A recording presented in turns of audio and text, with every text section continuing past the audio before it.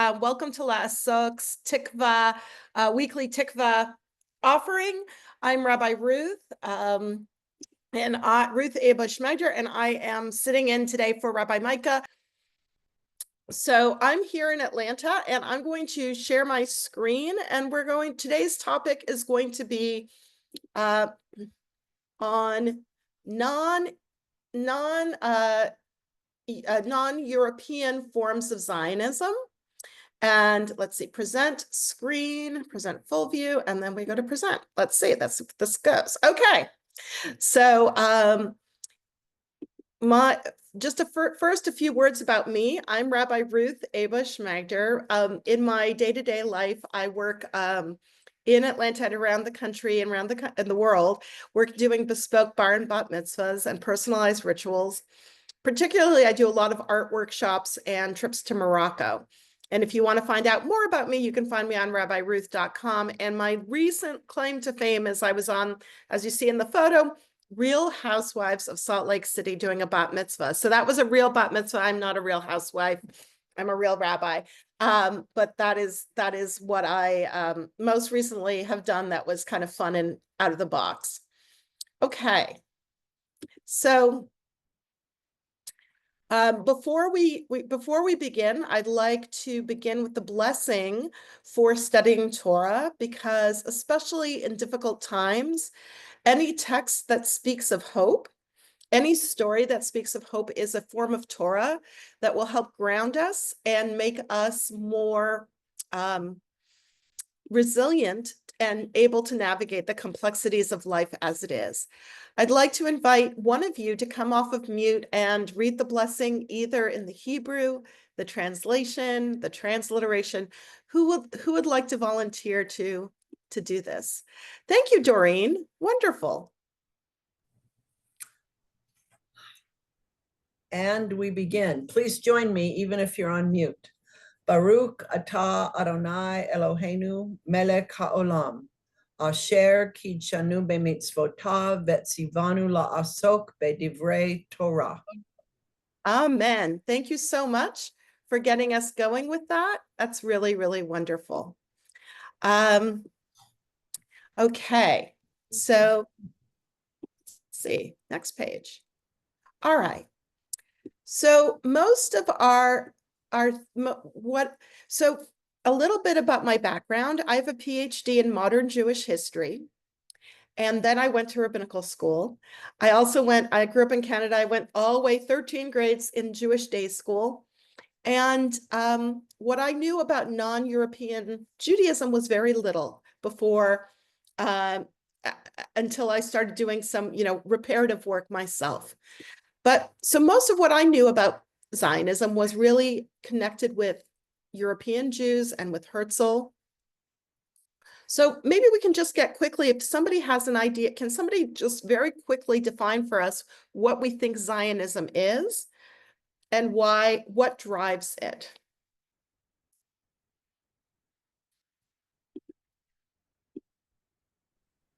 Anybody want to share European Zionism, anyway, came out of an attempt by Herzl with Western Europeans that are successful with Eastern Europeans, Russian influenced, to go somewhere, and the most reasonable somewhere was what it says in the Bible, the Holy Land, the land of Israel. And this was a movement amongst European whites to restore their place in the world in Israel, without really perhaps thinking about all of the Mizrahi Jews who were there already. Well, I'm gonna put a pin in that. So great, thanks for starting us off, Bob. Janet, did you want to add something? Yeah, okay. I think of Zionism, and I guess this is how I was taught, as mostly being motivated by World War II and the Shoah, and really the Jews and what they went through. I was taught that was the impetus for we really need to find a homeland again for the Jews where they will be safe. Immigration to the United States was limited. Immigration to other places was, free countries could only take in so many. But it was the idea that if Jews had a real homeland, this is where they could go. And I know some who went to Israel first, later came to America when immigration was a little bit more accessible. But it was kind of the immediacy of like the Holocaust. Okay, so so both of you are pointing out two important pieces. One is that modern political Zionism starts in the 19th century. Herzl is usually seen as its main, I would say he's the poster boy, if I'm doing this in a thumbnail. And he's the poster boy because he came up with the idea about 50 years before the founding of the state of Israel. He came up with this idea of founding a nation state. And what was driving Herzl in specific was the idea that to make Jews safe, they needed a homeland, which goes to Janet's approach. And Bob, in terms of, he was really looking, he was very situated. He was a Viennese Jew. He was very situated in Vienna and looking at what was going on around him and the persecution and the limitations on Jewish life. And he said, we need our own state where we can be our own people.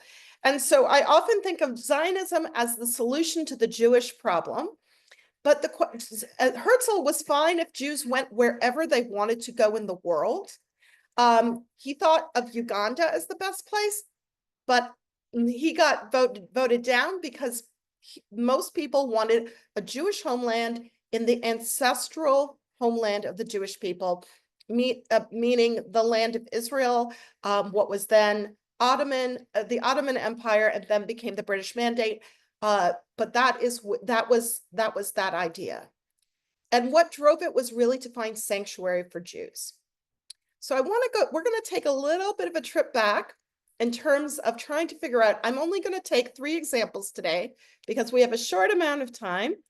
I will be teaching a longer class at my congregation about this. And we will, but we will look at Spanish, Portuguese, and Ethiopian forms of Zionism in the pre-modern era. Okay, so when we say in the Israeli national anthem Hatikvah, we say it's the hope of 2,000 years. And the hope of 2,000 years is because after the expulsion of the Jews from the land of Israel in the year 70, the idea that we would maintain a connection to the land of Israel never went away. Even as Jews spread to the east, to Iraq, and what is today, to Babylonia, what is today modern day Iraq, Iran, and to the west, to Ethiopia, and to North Africa and Italy, and then later on even further afield, we had Jews continually remembering and thinking about Israel and the return to Israel. What's one major example? And people can put it in the chat, or it's like what's one way we know that Jews never forgot about Jerusalem? What's one very simple example?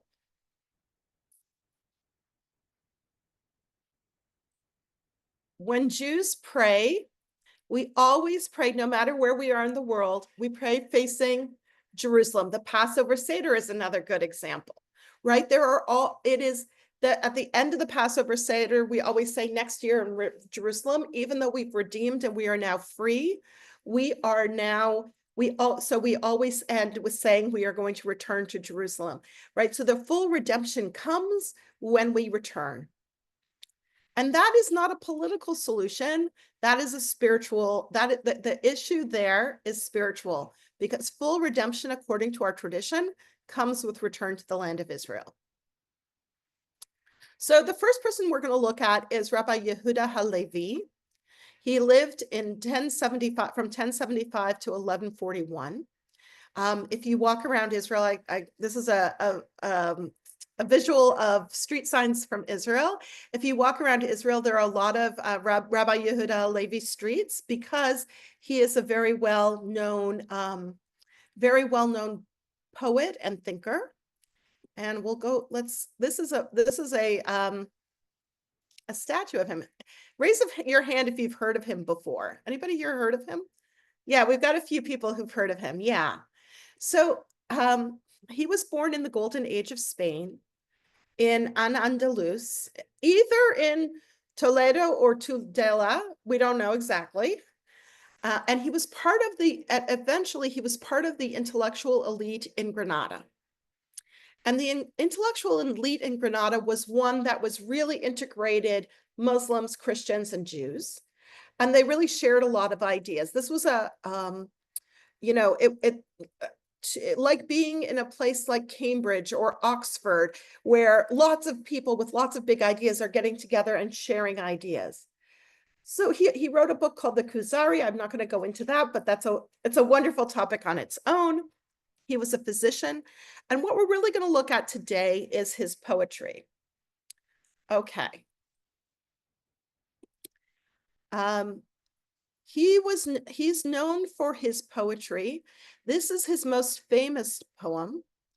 And it is one that, especially since October 7th, has been quoted very often by Jews who live in the West, meaning the West being the West from Israel. So does somebody want to read the first two lines? Somebody want to come off and just read these first two lines for us, either in English or in Hebrew, whatever feels comfortable to you. And anybody can read.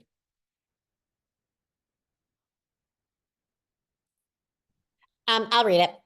Awesome. Thank you. My heart in the east, but the rest of me far in the west. How can I savor this life, even taste what I eat? How in the bounds of the moor, Zion chained to the cross, can I do what I vow to and must? Gladly I'd leave all the best of grand Spain for one glimpse of the ruined shrine's dust. Okay, so Olivia, right? It was Olivia who read? No. Oh, who was it? Rhonda. Rhonda. Oh, okay. That's because I can't see you. I'm off screen because I'm prepping for a Tu B'Shabbat Seder at my house in a couple hours.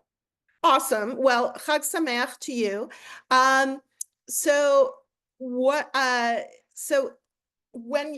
Thank you for reading that. There is so much going on in this poem. But did you get Rhonda, did you get anything from this as you read it? Just the idea that while he obviously is having a decent life in Spain, if not even better than that, there's still that yearning to return to the land of Israel. Right. There's a yearning to return, just one glimpse of the shrine's dust. So the shrine, does anybody have a guess as to what the shrine might be? The temple. The temple, right? So just to see the ruins of the temple, how many of us go to Israel and just to be able to touch the Western Wall? He had this idea, and he's got this idea, and he puts it down in poetry. And he doesn't want to be chained by the Moors. He doesn't want to be or the cross.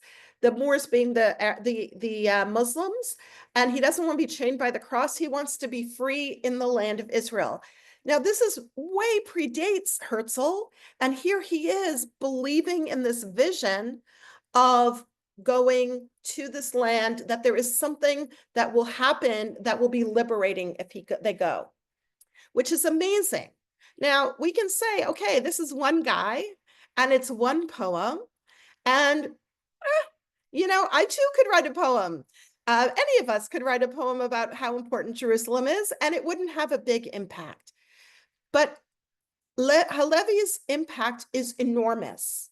It spreads his poetry. Remember, this is a day before books are easily available, where there is no TV, there is no Instagram. So people are really relying on poetry and spoken word to create meaning and connection. And his poetry becomes very, very far spread and permeates. So he is part of the Sephardic world, Sephard being Spain. So he's part of that world, and it spreads through the Sephardic world, and his poetry become part of the liturgy of the Sephardic world. And so they're this is not one person. This is more like Mary Oliver or someone, Robert Frost, someone whose influence is tremendous. And he's really, again and again in his poems, we're not going to go into his poetry in great detail, but he's one example. And the next slide has a poem of his that ends up becoming part of the liturgy for Tisha B'Av, which commemorates the destruction of the temple. And they base, really his words and his vision of Zionism, of going to Zion and being redeemed, it becomes very much embedded in Sephardic culture through his poetry. Any questions? Okay.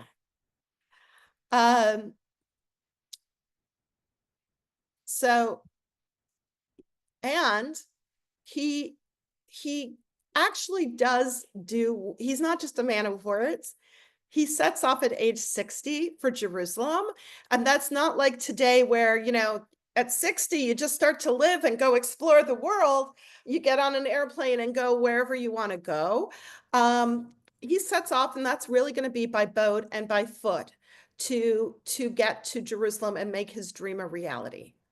Unfortunately, so we don't have absolute records, but some people do say that he made it to Jerusalem. Others say he never made it there at all. It does seem like he was killed in Alexandria. And so, it's a dream. It's an unfulfilled dream, but it is very much a dream that comes to influence lots of people. And if you look, again, at the writing of many leaders post October 7th, you will often find, my body is in the West, but my heart is in the East. So that really, his words continue to echo to this day. Okay. The next person we're going to look at is Dona Gracia Hanassi. So Dona Gracia Hanassi was actually born as Beatriz de Luna in Portugal in 1510. Has anybody heard of her before? Or she's new? Okay, Bruce, you've heard of her? Yeah, wonderful. Okay, so that's in what context did you learn about her? I think that the Jewish Publication Society had a book about her at some point, and she was one of the, I don't know really a lot about her, but I think I remember her being quite a businesswoman at a time when business women weren't, in large supply. Yeah, so that is true. She was an extraordinary businesswoman. So she was widowed very young, and her husband, in his infinite wisdom, understood what a strong businesswoman which she was, and left his brother and her half of his business. So he had an empire, and he left half of it to her, which gave her ultimately a huge amount of control, because the brother died, and then she really consolidated a huge empire. She used that. So what happened what happened prior to 1510 is the thing we need to understand. In 1492, we all know that if you're an American, you've learned Columbus sailed the ocean blue, but you don't have, but there was also the reason that Columbus was given money to go around the world and conquer was because money was being taken from Jews who were being forced by the Inquisition in Spain to leave their homes or convert. And that funded Columbus, but it was part of the expansion of the Spanish Empire. That approach eventually spreads to spreads to Portugal as well, and endangered her the Portuguese Jews. They had to convert or die. They didn't even have a chance to leave. And so many Jews in Portugal converted on the surface and lived in secret as Christian, and it's converted in public and lived in secret as Jews. They were called Anusim, and she was one of them, and her family was one of them. She eventually moves to Antwerp, and then she and her brother-in-law create a pipeline for escape for other Anusim, or Jews who've been forced to convert. And then eventually she moves to Italy, where she reverts to openly being Jewish. When I say she was a badass, she was amazing. She actually took on the Pope because the Pope was harassing Jews. So she arranged a boycott of Ancona, and she wasn't successful 100%, but she tried her best, and she used every means at her disposal to create possibilities for Jews. The big problem that she saw was that Jews were not safe in all of these lands, and she wanted to make sure that they were safe. That's very similar to Herzl. And in 1552, she moves to Constantinople, and Constantinople is part of the Ottoman Empire. And there she has an amazing idea. Anybody want to guess what her amazing idea is? A land for the Jews? Oh, exactly. Well, not quite, but it's close. She decides that she is going to create a Jewish colony in Tiberias. So she has a very good relationship with the Ottoman Empire, and the Sultan says, sure, you want to create a Jewish space and settlement in Tiberias, go ahead. And she does. And she brings over, and about 3,000 people come, and they thrive in Tiberias in the 1960s. In the 1560s. So she has this idea way ahead of Herzl that if we have Jews in this place, they'll be safe and they'll be allowed to live freely as Jews. Well, this is going all according to plan until, unfortunately, she dies. And within a decade, the project falls apart and it's forgotten. But it's very interesting, because if you look at where the first kibbutz was founded, Degania, it is very, very close to Tiberias, just a little bit to the south of where Dona Gracia had her, brother-in-law. Bil is brother-in-law. The later Zionists, the European Zionists, in many ways are following something that had already been happening, right? So we think of it as, very, very innovative to go back to the land, to buy land, to build houses for people, to create these preset communities. And yet here it was happening already in the 1500s, which is kind of amazing, right? 400 years ahead of time. Okay, so we've got 5 minutes. I'm going to run through this last example, which is the Beta Israel, or as the Ethiopian Jews are known. And they according to tradition, their tradition. So most of what we know about, most of what American and Canadian Jews know about Beta Israel is that they came in Operation Moses in 1984, or in Operation Solomon in 1991, and that they came to Israel then.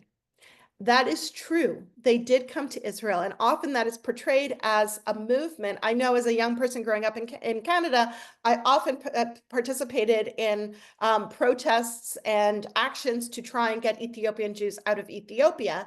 So I always thought of the role I, as a Canadian, played in the redemption of the Ethiopian Jews and bringing them to Israel. But the truth is that the Ethiopian story starts in ancient times.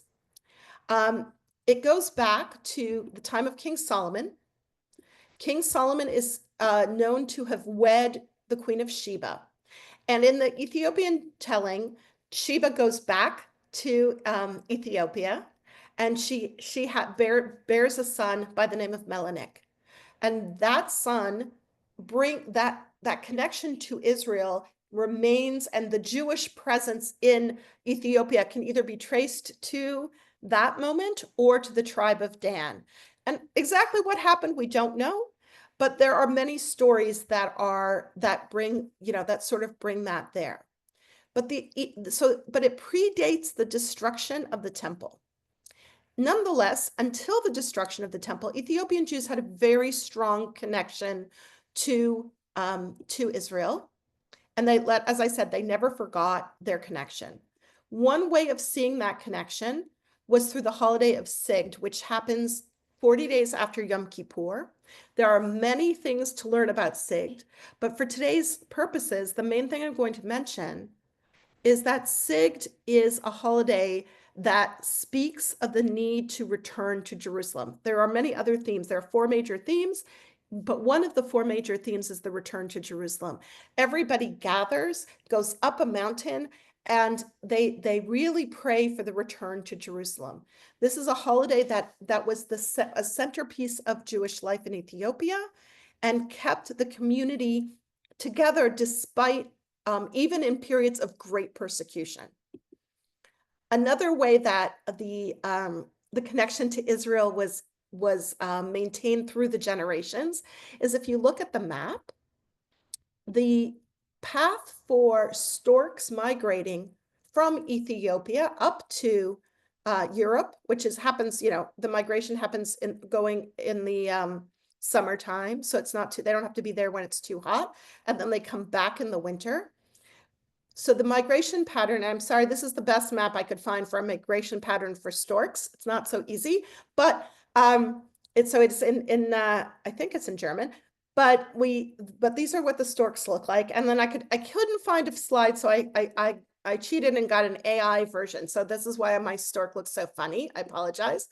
But Ethiopian Jewish children were taught from a very young age that if they saw a stork, they should pray and send a blessing with the stork, that the stork would take that blessing and drop it down in Jerusalem.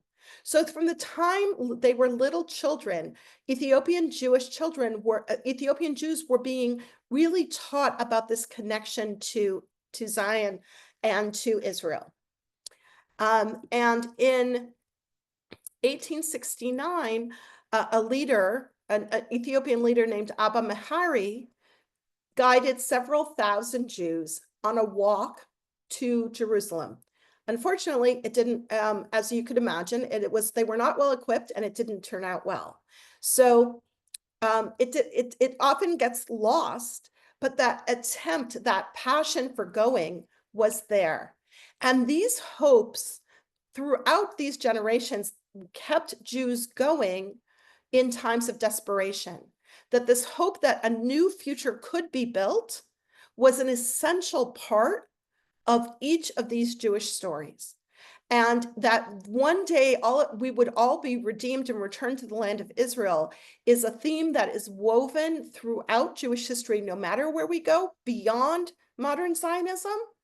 And it is something that really has given Jews throughout the world significant hope in times of difficulty. So I hope that this short, very quick look at some of these non-European Zionisms gives you a sense of how important the vision of returning to Israel has been through the ages. Well, thank you. Thank you so much. I learned a lot. As I said in my response, I thought it all started with the Holocaust, and clearly it was existing way before. So wow, I learned a lot, and this was wonderful. Wonderful. I'm so glad. And anybody who wants to learn more with me, feel free, find me on rabbiruth.com, and Rabbi Micah and I get to work together a bunch. So I might get to show up another time. Lovely meeting you all, and may all of you have a Tu B'Shvat Sameach, and may we all be rooted and grounded so that we can go forward with a lot of hope. And an early Shabbat Shalom to everyone. Shabbat Shalom to everyone. Bye.